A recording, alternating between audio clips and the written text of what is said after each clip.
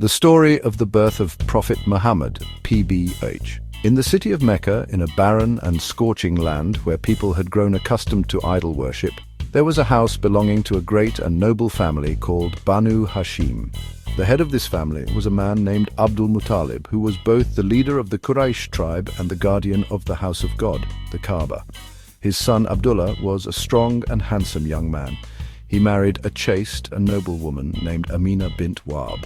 However, the joy of this marriage was short-lived. Abdullah went on a trade journey to Syria and on his return fell ill in the city of Yathrib, Medina, and passed away. He never even knew that his wife Amina was pregnant with his child, expecting a son. Amina, alone and sad, but with a heart full of hope in God, spent her pregnancy. She often felt that her pregnancy was different from others. Clear dreams and many signs told her that this child had a special destiny. Finally, the time of delivery arrived. That night was the dawn of Monday, the 17th of Rabi al-Awwal, in the year that later became known as the Year of the Elephant, 570 CE. Amina was not alone.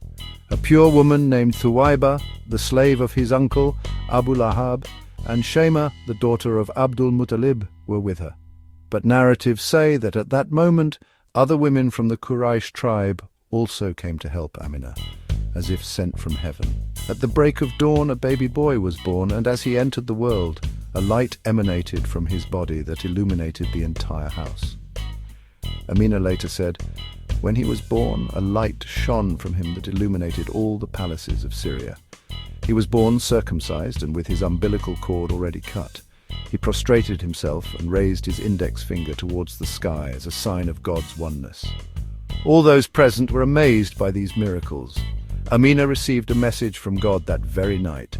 She was told, "You have given birth to a boy who is the best of creation. Name him Muhammad."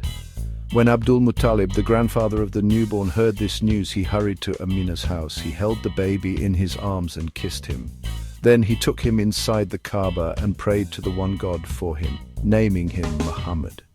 A name that was uncommon among the Arabs, but its meaning was the praised one. The people of Mecca were surprised by this choice of name and asked, "Why didn't you name him after his ancestors?" Abdul Muttalib replied, "I wanted him to be praised in the heavens and on the earth." And so Muhammad, PBUH, was born an orphan. He never saw his father, but he was placed under the care of his grandfather Abdul Muttalib and later his uncle Abu Talib. From the very beginning, he was different from other children. His purity, honesty, and wisdom were renowned from childhood, so much so that everyone called him Al-Amin, the trustworthy. This was the beginning of the life of the one who was to remove the darkness of ignorance and polytheism from the world and bring the luminous message of monotheism to all of humanity.